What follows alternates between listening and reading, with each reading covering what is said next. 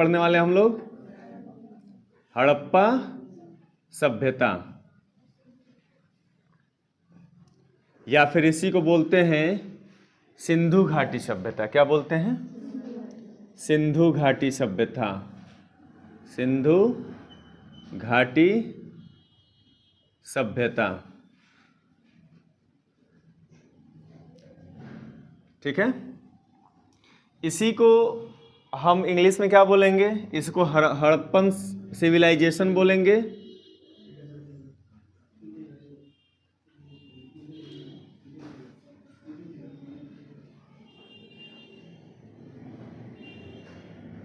ठीक है, हड़प्पन सिविलाइजेशन, या फिर सिंधु घाटी सभ्यता को क्या बोलेंगे? इंडस वैली सिविलाइजेशन, है ना, इसको बोलेंगे इंडस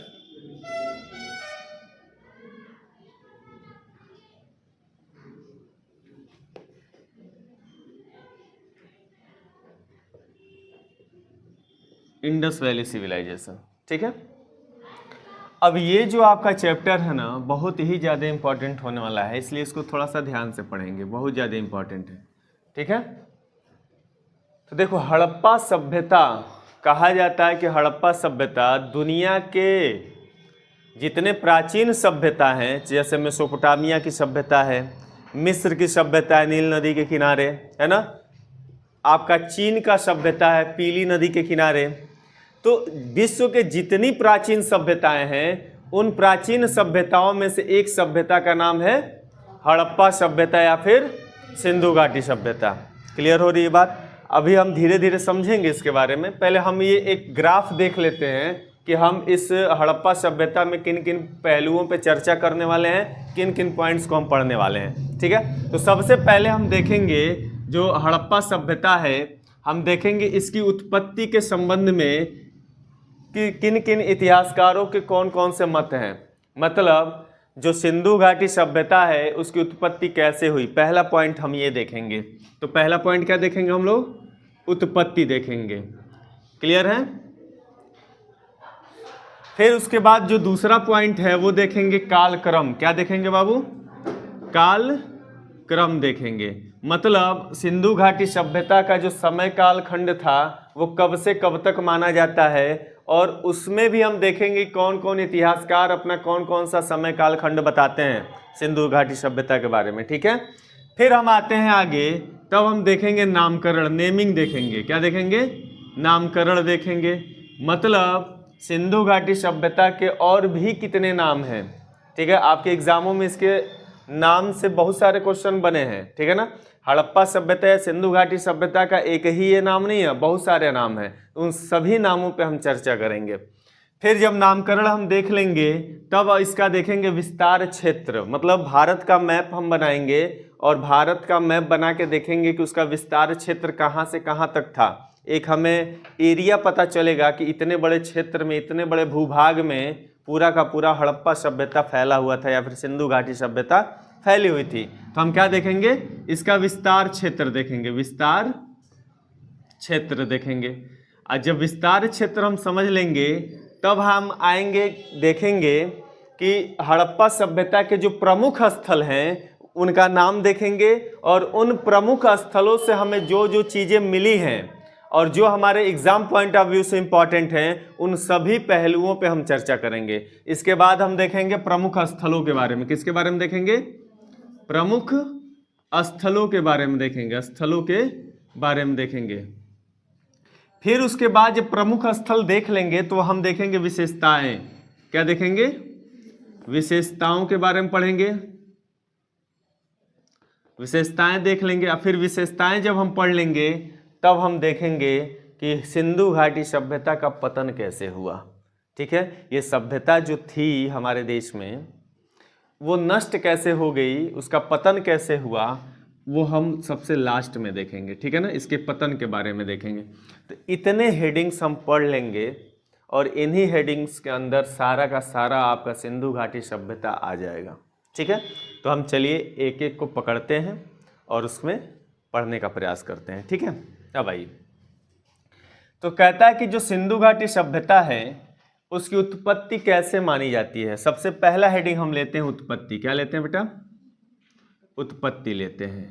अब हम देखते हैं कि उत्पत्ति के संबंध में क्या कहा जाता है कि कैसे हड़प्पा सभ्यता का विकास हुआ, कैसे वो उत्पत्ति होती है उसकी। तो सिंधु घाटी सभ्यता के संबंध में 2 मत प्रचलित हैं। कितने मत हैं?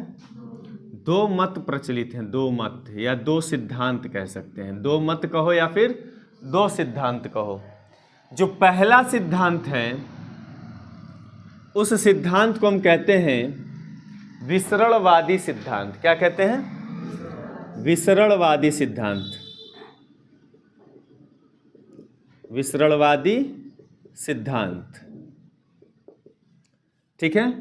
जो दूसरा मत है या जो दूसरा सिद्धांत है उसको हम कहते हैं क्रमिक विकास का सिद्धांत। क्या कहते हैं? क्रमिक विकास का सिद्धांत। तो जो दूसरा सिद्धांत वह है क्रमिक विकास का सिद्धांत, ठीक है। अब ध्यान देना है आपको। कहता है कि जो विसरणवादी सिद्धांत है, इसी विसरणवादी सिद्धांत को हम कहते हैं विदेशी उत्पत्ति का मत कहते हैं। क्या कहते हैं? विदेशी उत्पत्ति का मत भी कहते हैं इसको। विदेशी उत्पत्ति का मत या फिर सिद्धांत। मत का मतलब विचार होता है ना। और इस क्रमिक विकास के सिद्धांत को हम कहते हैं स्वदेशी उत्पत्ति का मत। क्या कहते हैं? स्वदेशी उत्पत्ति का मत। अब ये स्वदेशी उत्पत्ति का मत और विदेशी उत्पत्ति का मत क्या है अभी समझते हैं हम लोग। मतलब ये है कि सिंधु घाटी सभ्यता के उत्पत्ति के संबंध में जब भी हम बात करेंगे तो इतिहासकार 2 खेमे में बट जाते हैं, ठीक है। एक खेमा है जिसको हम कहते हैं विसरणवादी सिद्धांत वाले जो इतिहासकार होंगे, और दूसरे खेमे में क्रमिक विकास के सिद्धांत को मानने वाले इतिहासकार होंगे, ठीक है ना। जैसे विसरणवादी सिद्धांत को जो इतिहासकार मानेंगे उनका ये मत है कि सिंधु घाटी सभ्यता का जो विकास हुआ या उत्पत्ति हुई वो कैसे हुई। तो इनका मानना है कि अन्य सभ्यताओं से लोग, अन्य देशों से लोग भारत में आए और आके यहाँ पे रहने लगे और रहते रहते यहाँ पे एक सभ्यता का विकास किया, और इस तरह से सिंधु घाटी सभ्यता का विकास या उत्पत्ति हो गई, ऐसा माना जाता है। मतलब विदेशी उत्पत्ति, नाम से ही लग रहा है। विदेशी उत्पत्ति का मतलब विदेशी आए और यहाँ पे एक सभ्यता विकसित किए, उसी सभ्यता को हम कहते हैं सिंधु घाटी सभ्यता या फिर हड़प्पा सभ्यता, ठीक है। और ये क्रमिक विकास का सिद्धांत, इसको हम कहते हैं स्वदेशी उत्पत्ति का मत। इसका मतलब यहीं के रहने वाले लोग जो रहते थे उनमें क्रमिक एक समय के बाद धीरे धीरे उनका विकास होता गया और विकास होते होते उन्होंने एक सभ्यता का निर्माण किया, और उसी सभ्यता को हम सिंधु घाटी सभ्यता कहते हैं। देखो, एक जो नाम आता है इसमें जो सबसे पहला नाम आपको याद रखना है, विसरणवादी सिद्धांत के जो समर्थक इतिहासकार थे उनका पहला नाम आता है गार्डन चाइल्ड। क्या नाम आता है? गार्डन चाइल्ड, आपको याद रखना है। जो दूसरा नाम आता है वो है क्रेमर है। दूसरा नाम क्या है? क्रेमर। और जो तीसरा नाम है HD संकालिया है। क्या है? HD संकालिया, गब्बर वाला नहीं। अरे वो कालिया, कितने आदमी थे। कालिया के साथ क्या जुड़ा है? संकालिया, है ना। ये जो इतिहासकार थे, गार्डन चाइल्ड हुए, क्रेमर हुए, HD संकालिया हुए, ये लोग विसरणवादी सिद्धांत को मानने वाले इतिहासकार हैं। इनका ये मानना है कि हड़प्पा सभ्यता का विकास विदेशियों ने किया। विदेशी आए और यहाँ पे एक सभ्यता का विकास किया जिसको हम आज हड़प्पा सभ्यता के नाम से जानते हैं। क्लियर है। लेकिन क्रमिक विकास के सिद्धांत में हम देखेंगे जो सबसे फेमस नाम आता है उसका नाम है रोमिला थापर। क्या नाम है? रोमिला थापर, बहुत इंपॉर्टेंट, रोमिला थापर। जो दूसरा नाम आता है वो भी बहुत ज़्यादा इंपॉर्टेंट है, वो भी बहुत बड़े इतिहासकार हैं जिनका नाम है अमलानंद घोष। क्या नाम है? अमलानंद घोष। अमलानंद घोष हैं। और एक और नाम आता है, डीपी अग्रवाल, क्या नाम आता है? डीपी अग्रवाल, ठीक है ना। ये जो इतिहासकार है, लिखो नहीं यादव, पहले समझ लो, ये जो तीनों इतिहास है, रोमिला थापर हुई, अमलानंद घोष हुए, डीपी अग्रवाल हुए, ये जो है तीनों के तीनों किसके समर्थक थे? क्रमिक विकास के सिद्धांत के समर्थक थे। इनका मानना था कि भारत में ही रहने वाले लोगों ने और भारत के लोगों में धीरे धीरे क्रमिक विकास होता गया और इस तरह से एक सभ्यता का निर्माण हुआ, जिसको हम जो है हड़प्पा या सिंधु घाटी सभ्यता के नाम से जानते हैं। यहाँ से एक जानकारी मैं दे रहा हूँ जो आपके एग्जाम में बार बार पूछता है। ये दोनों जो महाशय लोग थे, अमलानंद घोष और डीपी अग्रवाल, 1953 ईस्वी में, कब बाबू? 1953 ईस्वी में एक संस्कृति की खोज करते हैं अलग से राजस्थान में, जिस संस्कृति का नाम था सोथी संस्कृति। कौन सी संस्कृति? सोथी संस्कृति। सोथी संस्कृति, सोथी संस्कृति की खोज किए थे। और ये सोथी संस्कृति कहाँ पे है? राजस्थान में है। तो आपसे ये क्वेश्चन कई बार बन चुका है कि सोथी संस्कृति का खोज किसने किया था, तो आपको नाम याद रखना है। या फिर पूछा गया आपके एग्जाम में कि सोथी संस्कृति कहाँ पे है, तो राजस्थान में पाई गई है। कब खोजा गया है? तो 1953 में खोजा गया है। क्लियर है? तो इस तरह से हम उत्पत्ति के संबंध में पढ़ लिए। अब हम आएंगे कालक्रम के बारे में पढ़ेंगे, ठीक है। लिख लीजिए इतना।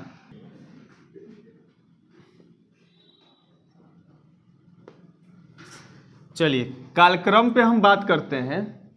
तो सबसे पहला नाम आता है सर जॉन मार्शल का। क्या आता है? सर जॉन मार्शल का आता है। जो दूसरा नाम आता है वो आता है मार्टिन व्हीलर। क्या नाम है?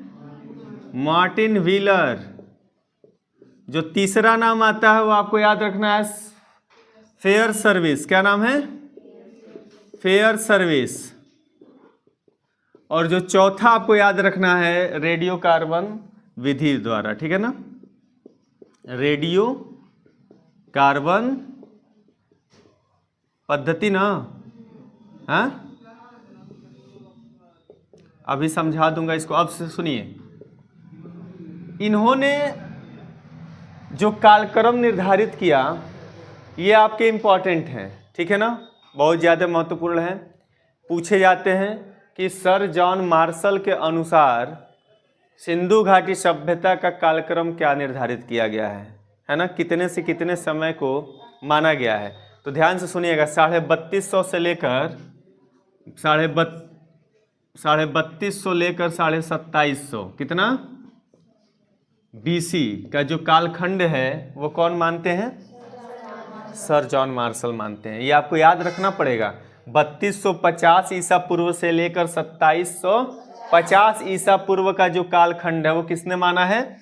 Sir John. ये इंपॉर्टेंट क्यों हो जाता है इनका कालक्रम? इसलिए इंपॉर्टेंट हो जाता है क्योंकि सर जॉन मार्शल भारतीय पुरातत्व सर्वेक्षण के प्रथम अध्यक्ष थे। 1921 ईस्वी में इनको बनाया गया था। कब बनाया गया था? 1921 ईस्वी में। इसलिए ये डेट आपके लिए इंपॉर्टेंट हो जाता है। क्लियर है? अब सुनिए, मार्टिन व्हीलर क्या बताते हैं। ये कहते हैं कि लगभग 2500 बीसी से लेकर और लगभग 1500 बीसी। कब तक बाबू? 2500 बीसी से लेकर 1500 बीसी का जो कालखंड है वो हमारा सिंधु घाटी का कालखंड रहा होगा। फेयर सर्विस कहते हैं कि भैया 2000 बीसी ले लो। 2000 बीसी से लेकर 1500 बीसी बताते हैं, है ना, मतलब बिफोर क्राइस्ट। बीसी माने पूर्व, ईसा पूर्व। रेडियो कार्बन विधि क्या बताता है, या रेडियो कार्बन पद्धति में हम देखते हैं तो इसका कालखंड कितना आता है? 2400 से लेकर 1700 बीसी। और सबसे ज़्यादा इंपॉर्टेंट है आपका ये और ये दोनों, ठीक है ना। और आपसे कहा जाता है सबसे प्रामाणिक जो कालखंड है, जो सबसे प्रामाणिक है वो कौन है? रेडियो कार्बन पद्धति से जो ज्ञात हुआ है वो सबसे प्रामाणिक है। क्यों है इसके बारे में चर्चा करते हैं। तो आपको कालखंड के बारे में ये कम से कम 4 पॉइंट आपको याद होने चाहिए, ठीक है ना। अब सुनिए, कहता है कि रेडियो कार्बन जो विधि है या पद्धति है उसके अनुसार ये ज्ञात किया गया है कि सिंधु घाटी सभ्यता का जो समय था वो 2400 बीसी से लेकर 1700 बीसी के बीच में है ना। अब रेडियो कार्बन विधि क्या था भाई, या रेडियो कार्बन पद्धति क्या था? तो रेडियो कार्बन पद्धति कार्बन 14 पढ़े हो, कार्बन 14 इसका खोज किया था, इस विधि का खोज किया था B.F. लीवी ने। किसने किया था? B.F. लीवी ने। B.F. लीवी, B.F. लीवी ये अमेरिका का रहने वाला था। कहाँ का रहने वाला था? अमेरिका का रहने वाला था। इसने कार्बन विधि का, रेडियो कार्बन विधि का खोज किया था। ये भी एक प्रश्न बन चुका आपके एग्जाम में। आपके एग्जाम में पूछेगा कि रेडियो कार्बन पद्धति या रेडियो कार्बन विधि का खोज किसने किया, तो आप क्या बताओगे? B.F. लीवी ने किया था। ये कहाँ का निवासी था? अमेरिका का निवासी था। इस विधि में किसी भी वस्तु के हम उम्र को ज्ञात कर सकते हैं कि वह कितना पुराना है या कितना नया है ना? तो इसमें होता क्या है, जिस किसी वस्तु में कार्बन 14 की मात्रा जितनी कम होगी वो वस्तु उतनी ही प्राचीन मानी जाएगी। ठीक है ना? जैसे हड़प्पा स्थलों की जब खुदाई हो रही थी और खुदाई के दौरान जो वस्तुएं मिली हैं उन वस्तुओं का क्या किया है? कार्बन डेटिंग किया गया है। रेडियो कार्बन विधि द्वारा उसका उम्र पता किया गया है। तो उसमें क्या देखा जाता है? उसमें देखा जाता है कि कार्बन 14 की मात्रा कितनी है। अगर कार्बन 14 की मात्रा बहुत कम है तो वो बहुत ही प्राचीन मानी जाएंगी। ठीक है ना? तो इस विधि के अनुसार जो है, जो समय निकल कर आया है वो कितना आया है बेटा? वो है 2400 से लेकर 1700। इसलिए ये डेट बहुत ही ज़्यादा इंपॉर्टेंट है क्योंकि ये वैज्ञानिक कसौटी पर खरा उतरता है। ठीक है ना? चलिए, और ये अनुमान लगाया गया है इतिहासकारों के द्वारा कि इतना हो सकता है, लेकिन वैज्ञानिक इस तरह से सटीकता से बताएं कि इतना एग्जैक्टली हो सकता है। ठीक है ना? तो इतना आप लिख लीजिए कालक्रम के बारे में। नामकरण क्या पढ़ेंगे हम? नामकरण हम देखेंगे, बहुत ही ज़्यादा बार पूछा जाता है आपके एग्जामों में। नाम इसके और कौन कौन से हैं ये भी हम देखते हैं, तो ध्यान से देखिए, बहुत ही ज़्यादा इंपॉर्टेंट है। नामकरण में आते हैं तो सबसे पहला नाम आप याद रखना, हड़प्पा सभ्यता। इसका क्या नाम है? हड़प्पा सभ्यता के नाम से भी हम जानते हैं सभ्यता। ठीक है ना? दूसरा नाम आपको याद रखना है सिंधु घाटी सभ्यता। कौन सी? सिंधु घाटी सभ्यता इसको बोलते हैं। और जो तीसरा नाम आपको याद रखना, वो क्या याद रखना है? कांस्य युगीन सभ्यता, या फिर सरस्वती सभ्यता लिख देते हैं। क्या? सरस्वती सभ्यता। और एक और नाम आपको याद रखना है कांस्य युगीन सभ्यता। इसी का नाम क्या है? कांस्य युगीन, कांस्य युगीन सभ्यता। एक और नाम है इसी को कहते हैं प्रथम नगरीय क्रांति। क्या कहते हैं? प्रथम नगरीय, क्या बोलते हैं? क्रांति। और जो एक और आपको याद रखना है कि जो हड़प्पा सभ्यता है वो आधे ऐतिहासिक काल से संबंधित है। किससे संबंधित है? ये नामकरण में तो नहीं आएगा, लेकिन एक यहाँ पे मैं लिख दे रहा हूं कि ये किससे संबंधित है? आधे ऐतिहासिक काल से। ये पूछा गया है पीसीएस में। ठीक है ना? आधे ऐतिहासिक काल से संबंधित है, संबंधित है। अब सुनो, कहता है कि जो सिंधु घाटी सभ्यता हम पढ़ रहे हैं, जो सभ्यता पढ़ रहे हैं, उसके इतने सारे नाम हैं। कौन कौन सा नाम है बता दो? हड़प्पा सभ्यता, ठीक है। अब आइए हम देखते हैं एक एक को कि क्यों वो नाम रखा गया है, उस नाम से हम क्यों जानते हैं। तो उस थोड़ा थोड़ा है, देख लो। कहा जाता है कि इस सभ्यता का नाम हड़प्पा सभ्यता क्यों रखा गया, तो इसके पीछे रीजन ये है कि हड़प्पा जो था पहला स्थल था जिसका खोज सबसे पहले हुआ था, है ना। हड़प्पा प्रथम स्थल है जिसकी खोज क्या हुई थी? सबसे पहले हुई थी। इसलिए हम देखते हैं कई बार ऐसा इतिहास में हमें दिखाई देता है कि जो स्थल सबसे पहले खोजी गई होती है उसी स्थल के नाम पे उस सभ्यता का नाम रख दिया जाता है। ठीक है ना। तो ये परंपरा रही है इतिहास में कि जिस स्थल की खोज पहले होती है उसी स्थल या उसी जगह के नाम पे उस संस्कृति या सभ्यता का नाम रख दिया जाता है। तो सबसे पहला खोजा गया यह स्थल था, इसलिए इसका नाम हो गया था हड़प्पा सभ्यता। तो हम क्या इसमें याद रखेंगे? ये प्रथम स्थल था, प्रथम स्थल था जिसकी खोज जिसकी खोज सर्वप्रथम की गई थी, सर्वप्रथम की गई थी।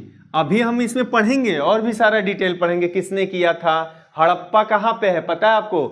पाकिस्तान का जो पंजाब प्रांत है, वहां का जो सहीवाल एक जिला है, वहीं पर आपका हड़प्पा स्थल है, रावी नदी के किनारे है। कहाँ पे है? ये भी प्रश्न कई बार पूछा जा चुका है कि हड़प्पा जो है स्थल वो किस नदी के किनारे है, तो क्या बताओगे? रावी नदी किनारे है। हड़प्पा का खोज किसने किया था? तो दयाराम साहनी और राखलदास बनर्जी ने किया था, 1921 ईस्वी में किया था। ये सारा डिटेल अभी हम पढ़ेंगे, पहले हम देख लेते हैं कि ये क्यों नाम पड़ा था, ठीक है ना। आ जाओ। अब कहता है कि इसका सिंधु घाटी सभ्यता क्यों पड़ा था, तो ध्यान दीजिएगा, सिंधु नदी का नाम है। सिंधु किसका नाम है? नदी का नाम है। और सबसे पहले लगभग 1940 से 1947 के बीच में, कब से कब बाबू? 1940 से लेकर 1947 के बीच में यहां से लगभग 40 स्थलों की खोज की गई थी। कितनी की गई थी? लगभग 40 स्थलों की खोज हुई थी, स्थलों की खोज की गई थी। और इसलिए इसका नाम रख दिया गया सिंधु घाटी सभ्यता। मतलब उस समय तक 40 स्थलों की खोज हो गई थी। अभी तक का सबसे ज्यादा खोजा गया स्थल था, है ना, क्योंकि पहला स्थल ये था, उसके बाद अब तक का सबसे, मतलब कब तक का सबसे ज्यादा स्थलों की खोज हुई थी, इसलिए इसका नाम रख दिया गया सिंधु घाटी सभ्यता। क्लियर हो गई बात? अब आइए, सरस्वती सभ्यता क्यों कहा गया? सरस्वती सभ्यता, या इसी को घग्घर कहते हैं। घग्घर क्या कहते हैं? घग्घर नदी का नाम सुने हो, है ना। इसी का आज आधुनिक नाम क्या हो गया है? घग्घर नदी के रूप में। सरस्वती नदी लुप्त हो गई है। अब देखो, जो सरस्वती नदी थी, उस नदी के किनारे लगभग 110 स्थलों की खोज की गई थी। कितने? अब 110 स्थलों की खोज हो गई। और जब 110 स्थलों की लगभग में खोज हो गई, तो उस दृष्टिकोण से इसका नाम रख दिया गया सरस्वती सभ्यता। सरस्वती सभ्यता के नाम से भी, क्योंकि सबसे ज्यादा, इससे भी ज्यादा स्थल मिल गए इस नदी के किनारे, ठीक है, तो एक और नामकरण हो गया। अब आइए, कहता है कि इस सभ्यता का नाम एक और है, क्या है? कांस्ययुगीन सभ्यता। मतलब जब इन स्थलों की खुदाई हो रही थी, तो इन स्थलों से कांसे के बने उपकरण मिल रहे थे। कांसा का मतलब, कांसा एक मिश्र धातु है। कांसा एक क्या है बेटा? मिश्र धातु है, जो तांबा और टीन से बनता है। किससे बनता है? तांबा प्लस टीन से बनता है ना। तो ये भी प्रश्न आपके एग्जामों में पूछा जा चुका है कि कांसा किसका मिश्रण है? तांबा और टीन का। और तांबे और टीन के मिश्रण से बनता है कांसा। और कांसे के बने उपकरण मिले थे कहां से? जितने स्थल खोज हो रहे थे उन स्थलों से मिले थे। तो पहली बार कांसे के बने उपकरण मिल रहे थे। क्यों? क्योंकि उसके पहले हम जो प्रागैतिहासिक काल, पाषाण काल, ये सब पढ़ रहे थे, केवल पत्थर के उपकरण मिल रहे थे, तो पाषाण काल कह रहे थे। और यहाँ पे कांसे के उपकरण मिलना शुरू हो जाएंगे, तो ये क्या कहलाएगा? कांस्ययुगीन सभ्यता, क्योंकि पहली बार कांसे का उपकरण मिलेगा, है ना, इसलिए इसका नाम रख दिया गया कांस्ययुगीन सभ्यता। बात समझ पा रहे हो? अब इसको कहते हैं प्रथम नगरीय क्रांति। प्रथम नगरीय क्रांति क्यों कहते हैं? जब इन स्थलों का छानबीन किया गया, खोजा गया और इसका अध्ययन किया गया, तो इसमें क्या पाया गया? इसमें सबसे पहले चौंकाने वाली चीजें थी पक्की ईंटें। क्या थी बेटा? पक्की ईंटें थी। पक्की ईंटों का प्रयोग किया गया था इसमें, है ना। इसके पहले जो घर बने होते थे, या तो गुफाओं में होते थे, कंदराओं में होते थे, या फिर घास फूस वगैरह, या फिर लकड़ियों का बना होता था। लेकिन पहली बार ये देखे कि भैया ये जो सभ्यता है, इसकी जो मकानें बनी हुई हैं, जो घर बने हुए हैं, वो किसकी बनी हुई हैं? पक्की ईंटों। और पक्की ईंटों का प्रयोग नगरों में किया जाता है। ग्रामीण क्षेत्रों में आज भी लोग क्या करते हैं? मिट्टी लिपा पोती करके घर तैयार। आज भी गांव और देहात में जाओ तो लोग क्या करते हैं? बांस काट के घास फूसे का घर बना लेते हैं। लेकिन शहरों में जाओगे तो एक भी मड़ई दिखेगा? नगर में दिखेगा? नहीं दिखता है। वही एक लक्षण है, ये शहरीकरण का एक लक्षण है कि वहां पे पक्की ईंटों का प्रयोग होगा। तो यहाँ पे भी इनके स्थलों से पक्की ईंटें मिलनी शुरू हो गई, जिससे हमें पुख्ता सबूत मिल गया कि ये नगर था। क्या था? नगर था। फिर हम देखते हैं इसमें जो है सबसे ज्यादा प्रभावित किया इतिहासकारों को, वो था सड़कों का जो ग्रिड पद्धति में होना। किसका बाबू? सड़कों का ग्रिड पद्धति में। किस पद्धति में? पद्धति में होना। ये ग्रिड पद्धति क्या होता है? जब सड़कें एक दूसरे को समकोण पे काटती हैं। सड़कें क्या है, मान लो एक सड़क यहां से जा रही है, एक सड़क उधर से आ रही है, एक दूसरे को किस पे काट दी? 90 अंश के कोण पे काट रही हैं। तो इसी पद्धति को हम कहते हैं ग्रिड पद्धति। क्या कहते हैं? और ऐसी सड़क जाल, ऐसी सड़क संरचना जो है शहरों में मिलती है, गांव में नहीं मिलती है। कहाँ मिलती है? शहरों में आप जाओगे तो एक रास्ता दूसरे रास्ते को काट के क्रॉस करके जाता है, 90 अंश के डिग्री पे काटता है। तो ये चीजें जब यहाँ पे इनके स्थलों पे दिखाई दिया तो इतिहासकार कहे नहीं, ये नगर ही था, क्योंकि नगर के लक्षण दिखाई दे रहे थे। ठीक है ना। फिर तीसरा इनको प्रभावित करने वाली चीज क्या मिली? नालियों का सुदृढ़ व्यवस्थीकरण उनको दिखाई दिया कि नालियों का जो व्यवस्था किया गया वो बहुत ही ज्यादा सुदृढ़ था। तो नालियों का जो जाल था, नालियों का जाल जो था वो श्रृंखलाबद्ध था। कैसा था बेटा? श्रृंखलाबद्ध था, मतलब एक श्रृंखला में बनाया गया था नाली निकासी के लिए, कि घरों से नाली मेन नाली में आके मिलेगी। आप देखते हो आज भी शहरों में घर से पतला पतला नाली निकला रहता है और सड़क के किनारे एक मोटा सा नाली रहता है। तो घर का कचरा पतले पतले नाली से जाके बड़े वाले नाले में गिरता है, और वो बड़ा वाला नाला जाके किसी और बड़े नाले में निकलता है, और वो बड़ा नाला जाके सीधे समंदर या नदी में जाके गिर जाता है। ऐसी जो संरचना थी ये तो शहरों का लक्षण है, वो लक्षण यहाँ दिखाई दे रहा था। इतिहासकार बहुत प्रभावित हुए भाई कि नगरों का लक्षण यहाँ, इसका मतलब ये नगर था। फिर उन्होंने देखा जल प्रबंधन की सुव्यवस्थित व्यवस्था थी यहाँ पे। किसकी व्यवस्था थी? जल प्रबंधन था, है ना। जल का निकासी कैसे होगा, जल को एकत्रित कैसे किया जाएगा, बहुत सारे कुएं मिले हैं इन स्थलों से, जल को कैसे निकाला है, उसका उपयोग कैसे किया जाएगा, सिंचाई के लिए कैसे व्यवस्थित किया जाएगा उसको। हर तरह की व्यवस्था जो शहरों में होती है वो सारे लक्षण यहाँ दिख रहे थे। इसलिए इस सभ्यता का नाम क्या पड़ गया? प्रथम नगरीय क्रांति कहा गया इसको, क्योंकि पहली बार यहाँ पे नगर था। नगर, बात समझ पा रहे हो? इसलिए इसका ये नाम हो गया। आदि ऐतिहासिक काल किससे संबंधित क्यों है बेटा? आदि ऐतिहासिक काल से इसलिए संबंधित है क्योंकि आदि इतिहास में आप पढ़े हो जिसमें लिखित साक्ष्य तो मिलते हैं लेकिन इसको आज तक पढ़ा। तो हड़प्पा सभ्यता धौलावीरा से एक पट्ट मिला है 10 अंकों का, है ना, शिलापट्ट मिला है जिसपे लिखा तो गया है कुछ भी, लेकिन आज तक उसको पढ़ा नहीं गया। आज जिस सभ्यता को में लिखित साक्ष्य मिलते हैं लेकिन पढ़ा नहीं गया तो उसको किस में रखेंगे? आधे ऐतिहासिक में रखेंगे। क्लियर हो गई बात? इतना लिख लीजिए। अब सुनिए, ये जो हड़प्पा सभ्यता या हड़प्पा नाम पड़ा, क्यों पड़ा? तो आपने देखा कि ये प्रथम स्थल था जिसकी खोज सबसे पहले की गई थी।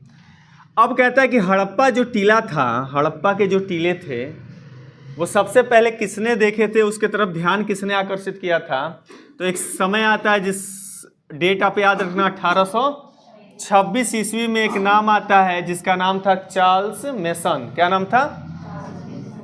Charles mason. ठीक है ना। ये पहला आदमी था जिसने हड़प्पा के टीलों की तरफ सबका ध्यान आकर्षित किया था। ये पूछा जाता है आपके एग्जाम में कि सबसे पहले हड़प्पा के टीलों की तरफ ध्यान किसने आकर्षित किया था? तो याद रखिएगा चार्ल्स मेसन ने किया था। कब किया था? 1826 में किया था। लेकिन ये इतना बड़ा मूर्ख था कि ये नहीं समझ पाया कि जो हड़प्पा स्थल वो टीला है वो किसी सभ्यता का, बहुत ही प्राचीन सभ्यता का अवशेष है। इसके बारे में वो कुछ नहीं जान पाया, बस देखा कि एक पुराना खंडहर खड़ा है बस, है ना। वो सोचा कि हो सकता है किसी पहले के कोई रह रहे होंगे लोग, अब लोग खाली कर दिए तो खंडहर हो गया। ठीक है ना। तो आप याद रखना, बस देख लिया था तो इतिहास में इसका नाम अमर हो गया है। सोच लो, तुम लोग किसी चीज को देख लो जो प्राचीन हो, सबका ध्यान आकर्षित करो। अब तो मोबाइल फोन रिकॉर्डिंग कर सीधे नेट पे डालो कि हमने इसको खोजा है है ना। तो चार्ल्स मेसन पहला आदमी था जिसने पहली बार हड़प्पा स्थलों की ओर क्या किया था बेटा? ध्यान आकर्षित किया था, सबका आकर्षित किया था। याद रखिएगा, ठीक है ना। अब ध्यान से सुनो, यहां से अब आ रहा मेन। जब समय आता है 1853 से 1856 ईस्वी का समय आता है, ठीक है ना। ये डेट बड़ा इंपॉर्टेंट है। 1853 से 1856 का जो समय आता है, इसमें एक कार्य हो रहा था। वो काम क्या हो रहा था, ध्यान से सुनिएगा।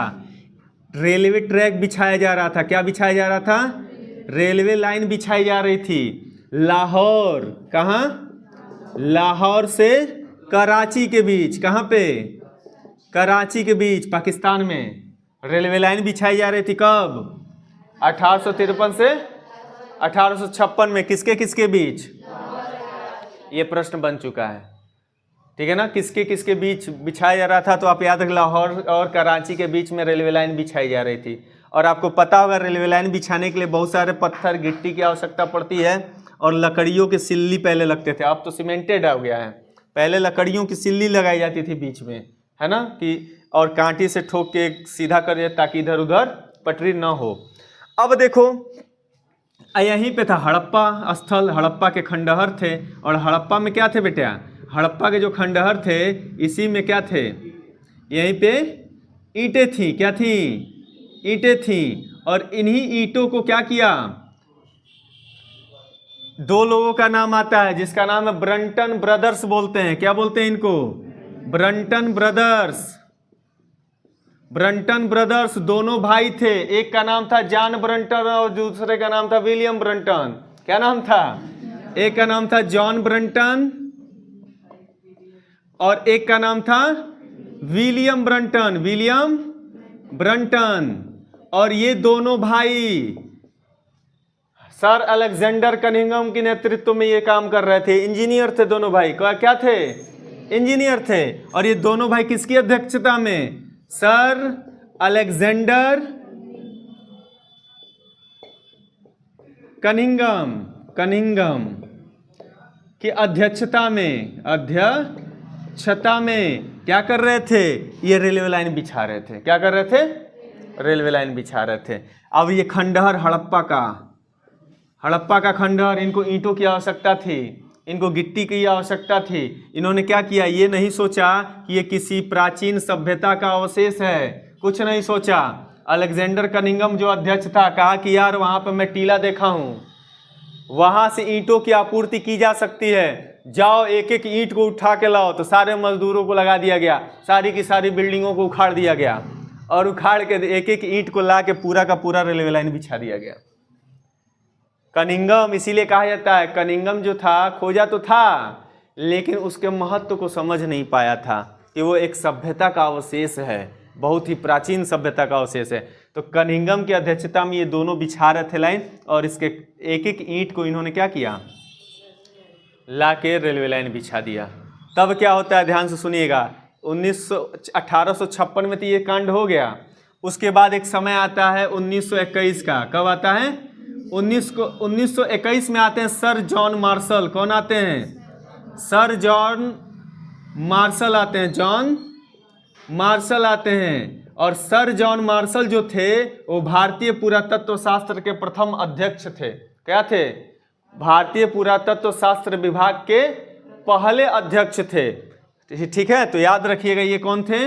भारतीय पुरातत्व सर्वेक्षण विभाग के क्या थे बेटा?